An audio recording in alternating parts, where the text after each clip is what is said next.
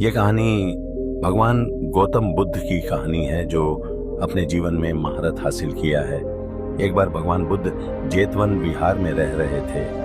भिक्षु चक्षुपाल भगवान से मिलने के लिए आए थे।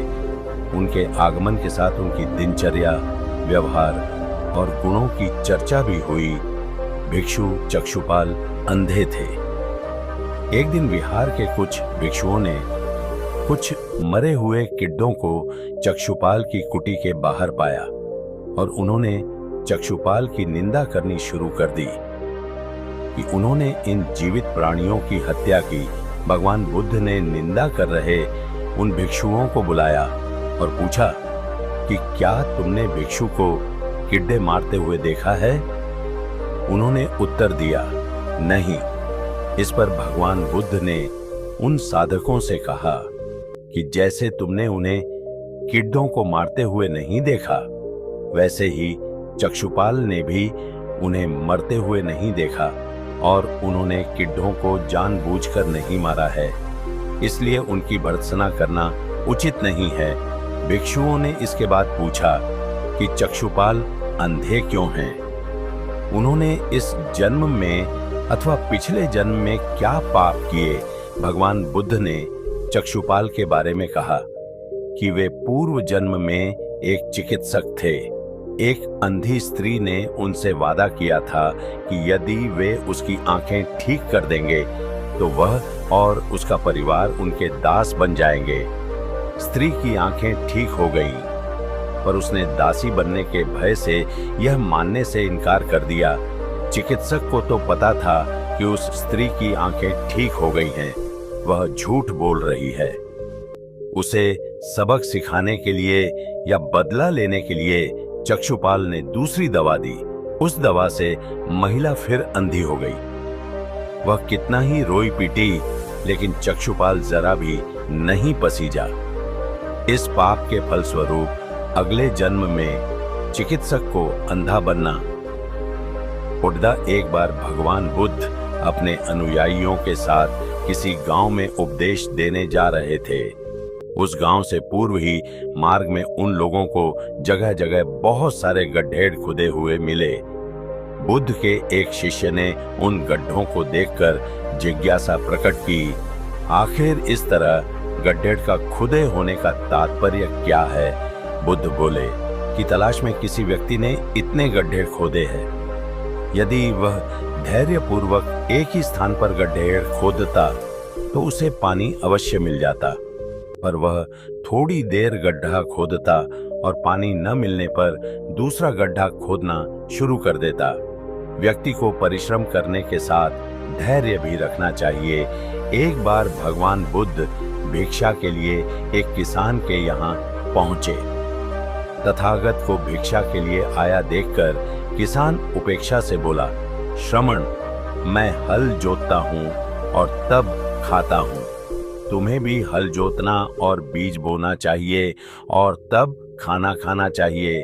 बुद्ध ने कहा, महाराज, मैं भी खेती ही करता हूँ। इस पर किसान को जिज्ञासा हुई और वह बोला, मैं न तो तुम्हारे पास हल देखता हूँ, न बैल और न ही खेती का स्थल। तब आप कैसे कहते हैं कि आप भी खेती ही करते हो? आप कृपया अपनी खेती के संबंध में समझाइए। बुद्ध ने कहा, महाराज, मेरे पास श्रद्धा का बीज, तपस्या रूपी वर्षा और प्रजा रूपी जोत और हल है। पाप बीरूता का दंड है। विचार रूपी रस्सी है। स्मृति और जागरूकता रूपी हल की फाल और पेनी है। मैं वचन और कर्म में संयत रहता हूँ। मैं अपनी इस खेती को बेकार घास से मुक्त रखता हूँ और आनंद की फसल काट लेने तक प्रयत्नशील रहने वाला हूँ। अप्रमाद मेरा बैल है, जो बाधाएं देखकर भी पीछे मुंह नहीं मोड़ता है। वह मुझे सीधा शांति धाम तक ले जाता है। इस प्रकार मैं अमृत की खेती करता हूँ। भगवान बुद्ध का जब पाटलिपुत्र में शुभागमन हुआ तो हर व्यक्ति अपनी अपनी सांपत्तिक स्थिति के अनुसार उन्हें उपहार देने की योजना बनाने लगा। राजा बिंबिसार ने भी कीमती हीरे, मोती और रत्न उन्हें पेश किए। बुद्ध देव ने सबको एक हाथ से सहर्ष स्वीकार किया। इसके बाद मंत्रियों, सेठों, साहूकारों ने अपने अपने उपहार उन्हें अर्पित किए और बुद्ध देव ने उन सबको एक हाथ से स्वीकार कर लिया। इतने में एक बुढ़िया लाठी टेकते वहां आई।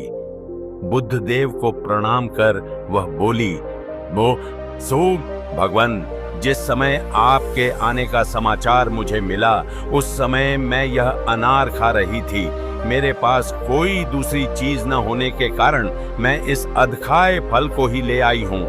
यदि आप मेरी इस तुच्छ भेंट स्वीकार करें तो मैं अहोभाग्य समझूंगी। भगवान बुद्ध ने दोनों हाथ सामने कर वह फल ग्रहण किया। राजा बिंबिसार ने जब यह देखा तो उन्होंने बुद्ध देव से कहा, भगवान क्षमा करें, एक प्रश्न पूछना चाहता हूँ। हम सब ने आपको कीमती और बढ़ते उपहार दिए जिन्हें आपने एक हाथ से ग्रहण किया, लेकिन इस बुढ़िया द्वारा दिए गए छोटे एवं झूठे फल को आपने दोनों हाथों से ग्रहण किया। ऐसा क्यों? यह सुन बुद्धदेव मुस्कुराए और बोले, राजन, आप सबने अवश्य बहुमूल्य उपहार दिए हैं, किंतु यह सब आपकी संपत्ति का 10वां हिस्सा भी नहीं है। आपने यह दान दीनों और गरीबों की भलाई के लिए नहीं किया है, इसलिए आपका यह दान सात्विक दान की श्रेणी में नहीं आ सकता। इसके विपरीत इस बुढ़िया ने अपने मुंह का कौर ही मुझे दे डाला है। भले ही यह बुढ़िया निर्धन है, लेकिन इसे संपत्ति की कोई लालसा नहीं है। यही कारण है कि इसका दान मैंने खुले हृदय से दोनों हाथों से स्वीकार किया है। तो वीडियो आपको कैसा लगा कमेंट्स में जरूर बताएं और चैनल को सब्सक्राइब जरूर करना।